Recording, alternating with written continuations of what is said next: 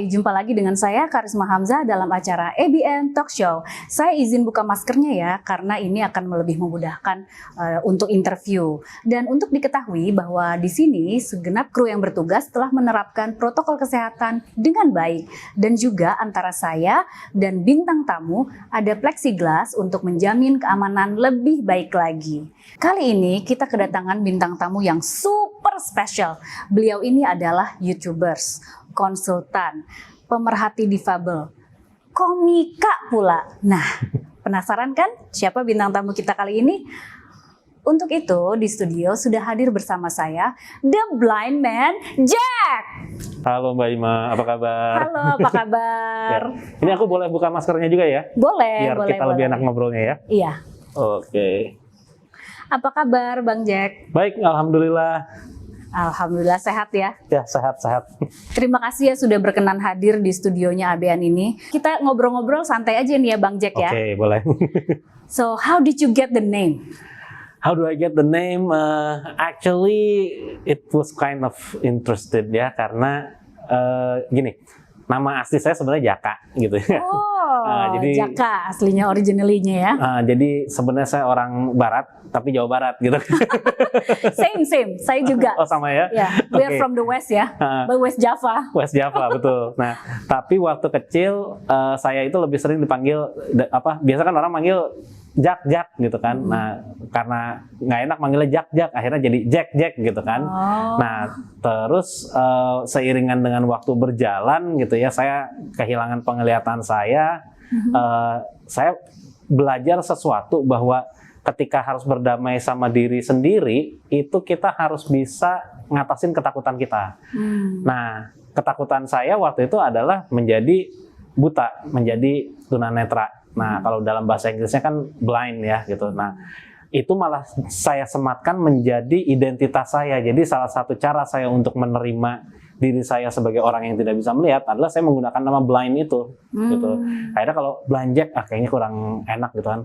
Coba kalau blind man Jack kayaknya asik juga nih gitu. Oh, iya. Jadi akhirnya keren loh. Betul, akhirnya itu jadi satu brand yang saya pakai lah istilahnya. Wow, dalam rangka berdamai dengan diri sendiri juga gitu. Jadi punya ciri khas ya. Jadi punya ciri khas insya Allah. Jadi panggilannya jadi The Blind Man Jack gitu ya. Wow. Terkenal lagi ya jadinya gara-gara itu ya. Insya Allah. Memang kita kadang-kadang suka gitu ya, dari dulu tuh kita sering dikenal dengan nama-nama panggilan dari waktu kecil. Betul. Iya betul. Ya. Saya juga waktu kecil punya nama panggilan tapi saya nggak akan share di sini ya. Oh iya, Bang Jack, Anda ini tuh kan multi talenta sekali ya. Bagaimana sih ceritanya? Kok bisa sebegini multi talentanya nih? Gimana nih ceritanya? Boleh dong share? Sebenarnya kalau multi talenta sih enggak juga ya, karena basically gini. Pertama saya adalah banci tampil gitu. Karena memang dari dulu tuh dari mungkin mulai SMP, yang saya ingat tuh mulai SMP tuh emang seneng perform gitu loh, seneng jadi pusat perhatian, seneng menghibur orang gitu. Jadi saya senang aja ketika bisa membuat orang tertawa, bisa membuat orang ya terlepas dari pikiran yang dia waktu itu pikirkan. Tuh saya senang mengentertaining gitu ya. Dan itu saya coba dengan segala macam gitu. Awalnya nih dulu nih saya bongkar juga nih di sini. Yeah. Awalnya dulu saya rapper. Karena saya suka musik hip hop dan lain sebagainya gitu kan. Nah, rapper komika lagi ya. gitu. Nah, terus karena suka nge-rap akhirnya suka nge-band gitu kan. Jadi senang perform. Jadi senang aja mengeksplorasi sesuatu yang baru, yang menurut saya ini bisa nih dipakai buat menghibur orang. Nah, kebetulan untuk berapa tahun terakhir ini lebih ke stand up comedy gitu. Jadi menemukan stand up comedy ini juga sebagai satu media untuk nggak cuma untuk menghibur orang doang, tapi juga untuk mengedukasi orang gitu. Jadi kalau nonton stand up saya itu bisa tahu juga berbagai hal mengenai disabilitas. Oh iya. Itu yang yang saya coba. Jadi sebenarnya sih seneng nyoba ini, nyoba itu gitu loh. Makanya akhirnya dan kadang-kadang ya akhirnya jadi saya bilang kalau menurut saya juga bisa sih, nggak bisa amat ya, so tahu aja sih sebenarnya gitu. Jadi segala bisa malah jadinya. Ya lebih lebih cocoknya mungkin segala diambil kali. Gitu. Tapi luar biasa loh. Hmm. Saya duduk bersebelahan dengan Bang Jack seperti ini. Auranya tuh positif, betul-betul seperti langsung bersinar gitu, bercahaya alhamdulillah. dan terasa gitu di Ya. sini tuh. Benar-benar Mudah-mudahan nanti di bawah sini positif nggak sekali. langsung keluar nomor rekening ya, nggak ya? Berpendar. Berpendar. Untung ada plexiglass nih. Kalau enggak saya nggak tahu gimana nih. Plexiglassnya juga udah panas nih kayaknya. Oh ya Bang Jack, Anda ini tuh kan sangat inspiratif. Ya. Bagaimana sih dapat selalu inspiratif ini? Nah, sebenarnya sekali lagi ya, kalau dibilang inspiratif, saya juga nggak tahu. Artinya saya cuma melakukan semua kegiatan yang saya lakukan itu, insya Allah apa yang bermanfaat untuk orang lain saya akan lakukan gitu ya. Saya menyadari bahwa banyak sekali teman-teman dengan disabilitas di luar sana, mungkin nggak usah jauh-jauh, sebenarnya nggak usah ngomong di Papua atau di mana, di Jakarta pun sebenarnya masih banyak sekali teman-teman disabilitas yang nggak berani keluar atau tidak diberikan izin oleh keluarganya untuk keluar dan mengekspresikan diri mereka sendiri. Nah ini nih masih banyak banget. Bahkan bayangin di Jakarta aja masih ada orang yang berpikiran seperti itu. Mungkin ada yang malu gitu kan, ada yang keluarganya yang malu gitu, ada yang nggak punya informasi juga gitu. Ini kalau misalnya anak saya mengalami disabilitas, saya harus bawa kemana? Nah mereka nggak punya informasi apa-apa gitu. Nah itu yang akhirnya membuat saya berpikir bahwa kayaknya saya harus sharing informasi, saya harus mengedukasi masyarakat, saya harus menunjukkan bahwa secara pribadi saya bisa melakukan beberapa hal yang saya suka, bukan based on show off, bukan maksudnya untuk pamer, tapi memang ya ini yang saya lakukan, ini yang saya suka, saya bisa lakukan. Kalau saya sekolah ya memang karena kebutuhan saya adalah sekolah. Kalau saya kerja memang saya punya kebutuhan untuk kerja. Jadi bukan untuk kelihatan wah hebat nih buta tapi bisa komputer, wah hebat nih nggak bisa ngelihat tapi bisa stand up gitu. Nah bukan hanya sekedar itu, tapi memang itu sesuatu hal yang saya lakukan dan saya ingin menyampaikan kepada orang-orang masyarakat di luar gitu ya bahwa ini satu hal yang memang bisa dilakukan, tapi balik lagi ke interestnya individu tersebut. Gitu. Jadi nanti jangan ketika pemirsa yang nonton nanti di rumah nonton, wah Mas Jaka tidak bisa ngeliat tapi bisa stand up. Terus besoknya ketemu tetangga ada yang nggak bisa ngeliat juga, terus dipaksa untuk stand up juga gitu kan? Ya nggak bisa juga gitu kayak gitu. Gitu. Artinya harus balik lagi menghargai kepada dirinya sendiri gitu. Kepada interestnya mereka seperti apa. Itu yang pertama. Yang kedua, saya sih juga sebenarnya pengen masyarakat juga lebih menerima. Menerima dalam arti gini, tadi kalau Mbak Ima bilang, oke, Mas Jaka sepertinya menginspirasi. Biasanya inspirasi yang terjadi kayak sekarang nih, ini misalnya gitu ya Mbak Ima ya, Mbak Ima ngobrol sama saya gitu. Terus selesai syuting, Mbak Ima pulang, terinspirasi gitu kan, oh Mas Jaka nggak bisa ngelihat, tapi dia bisa ABC, DEFG gitu kan. Oh berarti saya juga harus bisa demikian. Kalau menurut saya nggak sekedar itu, tapi bagaimana Mbak Ima juga terinspirasi untuk bekerja sama dengan saya.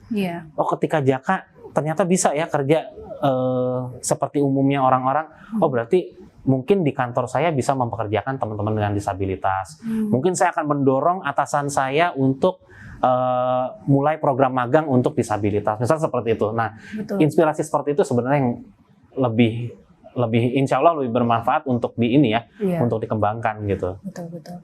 Sebenarnya Bang Jaka kalau misalnya kegiatan sehari-hari ini, kegiatan semuanya bisa dilakukan ya? Basically ya semua bisa dilakukan sendiri, tapi dengan latihan juga, dengan pembiasaan juga gitu ya. Ada beberapa kegiatan yang saya tidak bisa lakukan seperti nyetir, bawa motor, mungkin nggak boleh ya kalau itu ya. Gitu. Tapi untuk beberapa hal yang kita lakukan di rumah, kayak misalnya saya yang paling simple deh, misalnya saya mau makan gitu kan, ngambil piring sendiri, ngambil nasi sendiri, lauk pauk dan lain sebagainya, itu saya harus bisa lakukan sendiri. Tapi itu juga sudah dilakukan dengan latihan sebelumnya. Jadi di rumah misalnya tempat piring jangan dirubah, pindah-pindah gitu ya, betul. Tempat nasi jangan diganti dengan tempat pasir misalnya. Gitu kan.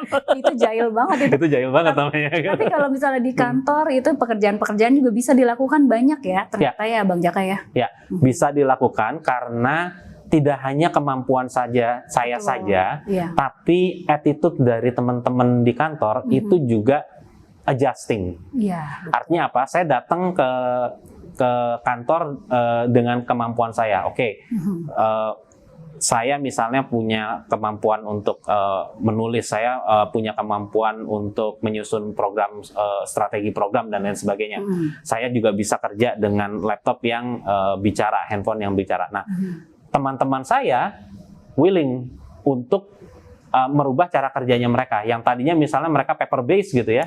Oh, ini karena ada Jaka berarti harus berdasarkan soft copy nih semuanya nih. Akhirnya mereka mengconvert apa namanya mereka kerjakan itu dengan atau dari awal mereka sudah siapkan semua dalam bentuk soft copy misalnya seperti itu. Atau tadi oke, file-file berarti jangan ada yang dirubah susunannya, sehingga ketika saya braille ininya file-file tersebut saya kasih tanda, saya nggak bingung lagi gitu kan ketika harus mencari file-file tertentu gitu.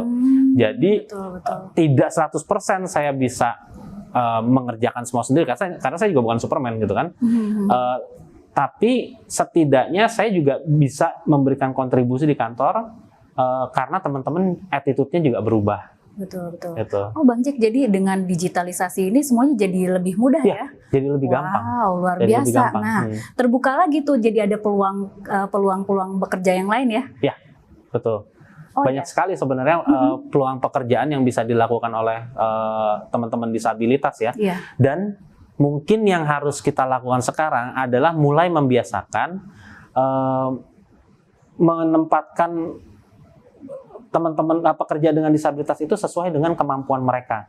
Jadi jangan dilihat, oh dia pakai kursi roda, oh dia nggak bisa ngelihat, oh dia tuli, misalnya seperti itu ya.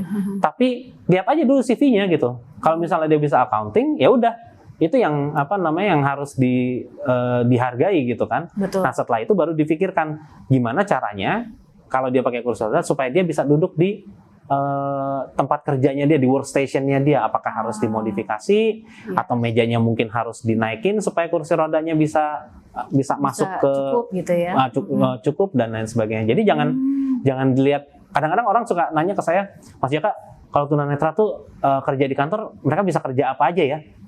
Nanyanya seperti itu, tapi sebenarnya kan balik lagi ke individunya gitu. Kalau misalnya dia bisa public speaking, ya kenapa dia tidak dijadikan dengan posisi tertentu di kantornya gitu kan. Kalau misalnya dia memang pinter nulis rilis atau apa, ya udah itu aja yang diinikan tergantung dengan talentanya juga ya. Betul, balik lagi.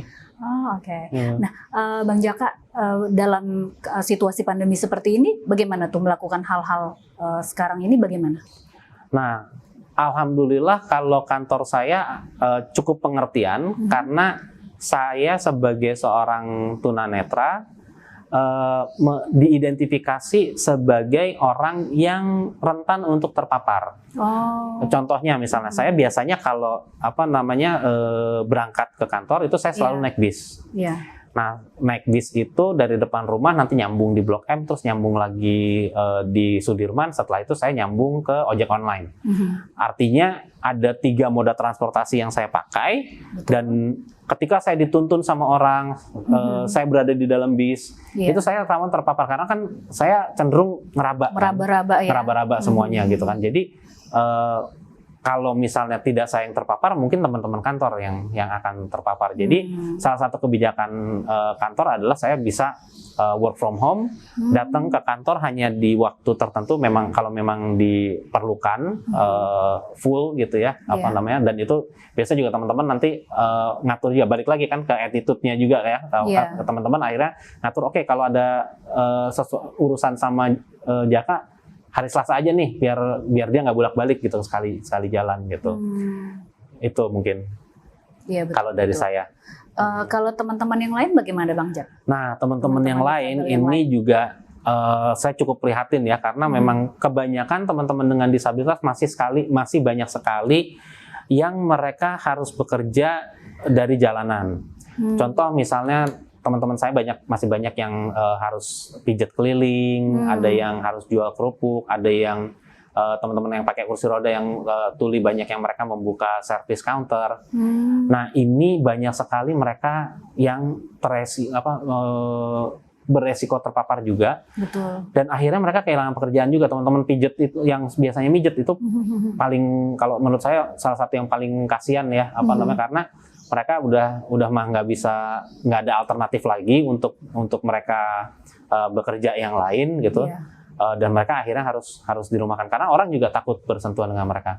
Teman-teman tuli itu banyak sekali yang mereka di salon, kerjanya di salon, dan ini juga jadi masalah juga karena salon kan banyak yang tutup kan. Salon, spa Itu banyak yang tutup gitu. Nah, itu banyak sekali mereka terimbas. Nah ini juga potret dari bagaimana negara kita sebenarnya selama ini mengembangkan orang-orang dengan disabilitas. Karena tidak terlalu banyak alternatifnya, akhirnya ketika muncul kondisi seperti ini, teman-teman juga nggak punya banyak pilihan jadinya, gitu. Karena banyak sekali kan teman-teman dulu, taruhlah terutama yang lulus dari SLB lalu mereka mendapatkan pelatihannya di panti-panti gitu ya. Itu kan segmented sekali, gitu. Jadi kalau kita tunanetra, ya udah latihannya mijet. Kalau tuli latihannya salon. Kalau daksa disabilitas tubuh itu pelatihannya mekanik gitu. Tapi tidak diajarkan yang lain. Balik lagi ke tadi kan, masalahnya tidak diajarkan kepada tidak merujuk kepada kemampuan dan interestnya mereka. Jadi ketika ada hal seperti ini, ya udah mereka jadi banyak yang nggak bisa survive. Ya gitu. ampun, sedih sekali ya, prihatin sekali ya mendengarnya. Dan apa yang dapat dilakukan untuk mengatasi hal ini nih, Bang Jaka? Nah, sebenarnya kalau sekarang masih banyak hal yang bisa kita lakukan. Waktu awal-awal pandemi memang kita istilahnya lempar pelampung ya. Artinya ya udah kita bantu dengan sembako, kita bantu dengan dengan bantuan tunai dan lain sebagainya. Nah, tapi sekarang ini kayaknya sudah bisa dilakukan penyesuaian. Jadi teman-teman dengan disabilitas yang sudah bisa mulai keluar ini, mereka bisa dibantu juga dengan pengembangan bisnis yang misalnya lebih aman gitu ya. Contohnya banyak juga teman-teman disabilitas yang mereka membuat masker dulu, gitu. Dengan pembuatan masker, terus sempat juga ada beberapa yang mereka qualified untuk membuat hand sanitizer. Ada juga yang akhirnya mereka diarahkan kepada membuat desain poster-poster atau leaflet-leaflet untuk kampanye 3M COVID, penanganan COVID ya. Ada yang ke sana juga. Terus yang menarik juga akhirnya banyak yang jadi YouTuber juga gitu, karena ada yang beberapa yang mereka modal handphone, ya udahlah bikin dan kontennya cukup menarik gitu dari mereka, ngomongin tentang diri mereka sendiri. Jadi bukan sekedar pasang kamera terus saya ini disabilitas, saya orang yang susah, nggak kayak gitu juga gitu. Mereka benar-benar yang kalau yang bisa main musik mereka main musik gitu. Terus kalau ada yang bahkan ada yang bikin bagaimana merawat kursi roda, itu kan belum pernah kepikiran kan. Buat orang sama macam-macam kursi roda seperti apa, ngemodif kursi roda tuh ada loh sekarang teman-teman yang kreatif ya itu kontennya. Ya, artinya itu konten yang kreatif. Biasa kan kita ngeliat modif pelek motor kan, ini pelek kursi roda di lampu-lampuin, kapan lagi gitu. Jadi akhirnya ketika sudah bisa melampaui masanya, muncullah kreativitas itu. Nah ini yang mungkin bisa teman-teman bantu juga ke teman-teman disabilitas untuk dibimbing, untuk didukung gitu loh. Diajak kerjasama juga gitu. Banyak ya ternyata hal-hal yang bisa dilakukan bersama-sama. Banyak banget insya Allah. Cuman harus perlu kreativitas intinya. Perlu kreativitas sama perlu ngobrol. Karena kan banyak teman-teman yang nggak kenal ya, artinya nggak tahu. Ya itu kan taunya cuman dia pakai kursi roda, dia nggak bisa ngelihat itu. Balik lagi tadi yang saya bilang, terinspirasinya kan biasanya untuk diri sendiri, tapi untuk berinteraksi dengan orang lain, dengan orang dengan disabilitas, nah itu yang masih kurang. Jadi kalau ada yang nonton di rumah, mulai dengan bertanya itu nggak ada masalah. What can we do for you gitu ya? Apa yang bisa kita lakukan? Tertarik nggak dengan melakukan ABC? Nah itu satu hal yang sangat baik sekali untuk dilakukan kalau menurut saya. Iya betul. Bang Jai, Ya. Mengenai ini apa pemerintah. Menurut Anda keprihatinan pemerintah sejauh ini bagaimana ya mengenai hal ini? Ya, pemerintah sebenarnya sudah cukup punya perhatian dan sudah mulai bergeser. Ya, bergeser dalam artian kalau kita bicara pengembangan teman-teman dengan disabilitas, udah mulai nih arahnya punya banyak variasi gitu. Nah, tetapi memang kayaknya harus lebih up to date lagi gitu ya. Karena saya kalau misalnya berkunjung ke panti-panti disabilitas yang panti rehabilitasi disabilitas yang dibawa pemerintah, itu masih beberapa masih nggak semuanya ya, tapi beberapa itu masih segmented banget kayak tadi saya bilang, misalnya untuk tunanetra pelatihannya masih seputar pelatihan operator, pelatihan mijet mungkin ya, terus komputer bicara sudah mulai diperkenalkan, tapi setelah itu tidak ada penyalurannya gitu loh, mau kerja di mana dan lain sebagainya. Nah, teman-teman tuli juga demikian gitu, sudah mulai dikembangkan ke DKV misalnya gitu ya. Teman-teman disabilitas daksa juga demikian.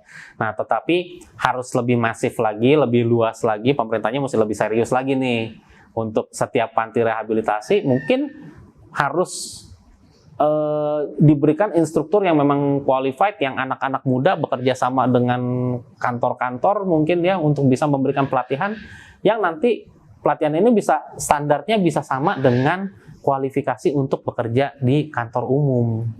Itu sih sebenarnya yang masih jadi PR besar pemerintah. Dan gitu. mungkin juga bisa bekerja untuk pemerintah ya?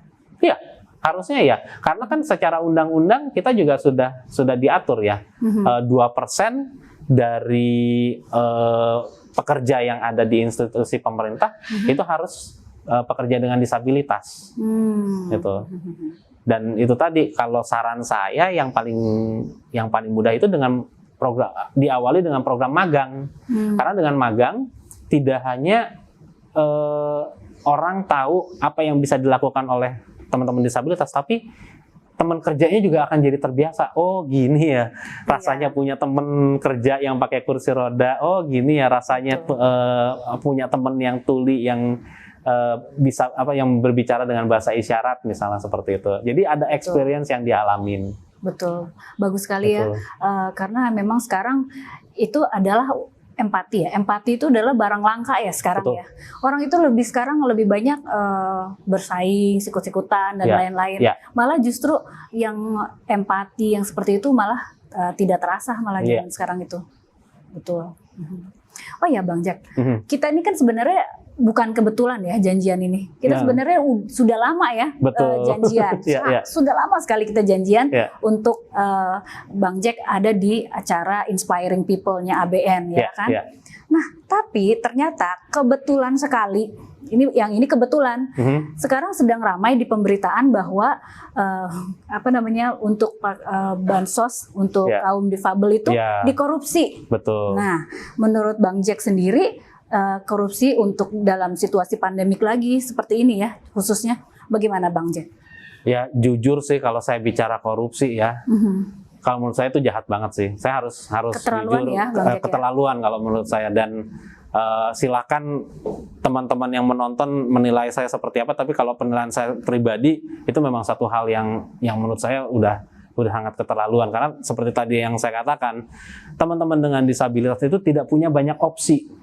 Beda dengan Mbak Ima atau teman-teman yang lain yang mungkin kalaupun kita bicara pahit ya, kehilangan pekerjaan gitu ya.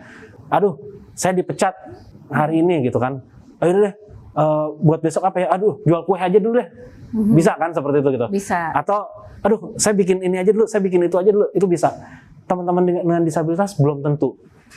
Belum tentu mereka bisa itu. Jadi ketika mereka sudah dihajar dengan kondisi yang harus membuat mereka tinggal di rumah tanpa penghasilan, masih harus dihajar lagi dengan korupsi gitu ya. Iya, dengan korupsi yang notabene adalah orang yang harusnya membantu mereka survive, ini malah mengambil keuntungan. Saya nggak tahu sih harus ngomong apa lagi, dan ini sebenarnya sudah terjadi lama kalau menurut saya. Sudah terjadi lama karena banyak sekali tindakan-tindakan yang dilakukan oleh kelompok-kelompok tertentu, baik di pemerintah maupun swasta, yang mereka memang mengambil keuntungan dari situasi apapun, dari situasi yang dialami oleh teman-teman dengan disabilitas, gitu. Dan itu menyedihkan sekali kalau menurut saya. Ya, deh. Ya, mudah-mudahan kasus ini menjadi terakhir. Ya, Oke. mudah-mudahan Ya, jadi terakhir. Ya, nggak ada lagi. nggak ada lagi deh. Terakhir. Ya. Ya, betul.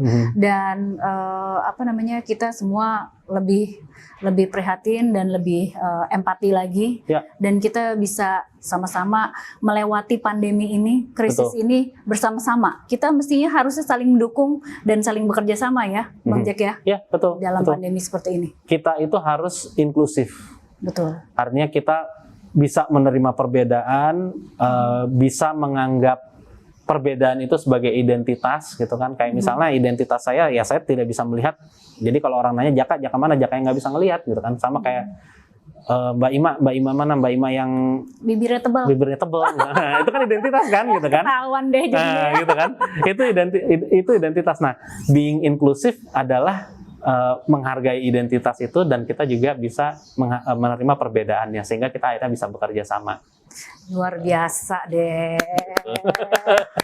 Bang Jack, terima kasih banyak ya Bang Jack ya sudah berkenan hadir dalam acara Inspiring People Sama-sama. ini. Kebetulan kami dari ABN memiliki satu persembahan khusus untuk teman-teman. Oke. Oke. Sebagai perwakilan ya, terima kasih. Sebagai perwakilan, ini Bang Jack mohon diterima. Oke. Mohon diterima ini dari Abadi Nusa. Ya. Ini? Oke, Ya, terima kasih oke. banyak. Nah, semoga bincang-bincang kami dengan The Blind Man Jack kali ini dapat menjadi inspirasi. Walaupun di masa pandemi kita tetap berkarya dan berusaha. Juga untuk sahabat-sahabat ABN yang baik dan beruntung, kiranya ingin berbagi kebahagiaan, masih banyak yang membutuhkan uluran tangan kita di sekitar kita. Mari kita lewati pandemi ini dengan saling dukung dan bantu sesama. Tanpa terasa kita sekarang berada di akhir pertemuan kita kali ini, dan untuk itu saya juga segenap kru yang bertugas hari ini mengucapkan banyak terima kasih, dan jangan lupa gunakan maskernya, cuci tangan, dan selalu menjaga jarak yang aman. Sampai jumpa. Bye.